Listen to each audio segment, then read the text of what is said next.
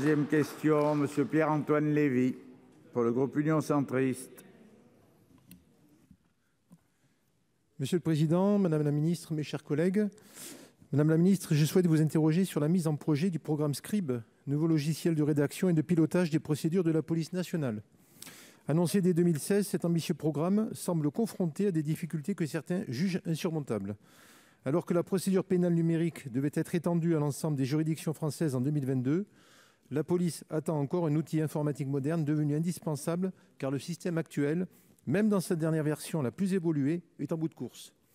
Un récent article du Monde détaille les difficultés techniques nombreuses qui s'enchaînent depuis le début de ce projet et évoque un enlisement inquiétant.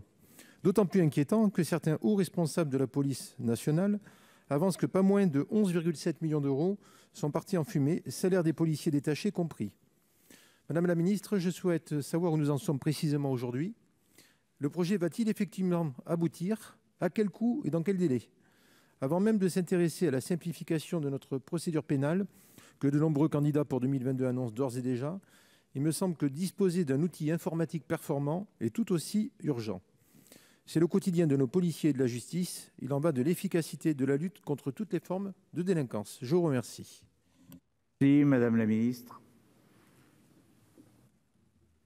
Monsieur le Président, Monsieur le Sénateur, le logiciel de rédaction des procédures est le cœur du système d'information de la police nationale. Et vous avez raison, depuis 2012, il est utilisé quotidiennement. Il génère annuellement près de 4 millions de procédures. Et l'actuel outil est rigide et compliqué selon les policiers. Et c'est pourquoi il avait été lancé dès 2016 un nouveau projet de logiciel appelé Scribe.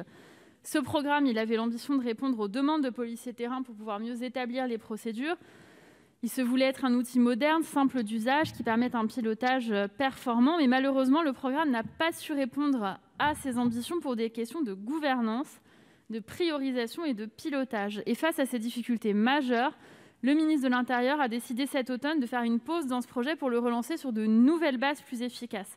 Des projets informatiques qui échouent, la vie courante qui peut arriver dans des projets, cela arrive d'ailleurs parfois dans des entreprises ou des collectivités, mais l'important, je crois, c'est surtout de savoir l'arrêter quand c'est nécessaire, de le réorienter et de lui donner un objectif pour qu'il puisse être atteint. Et dans l'intervalle, l'actuel logiciel de procédure sera modernisé et simplifié. Je vous remercie. Merci, Monsieur Lévy. Non, merci.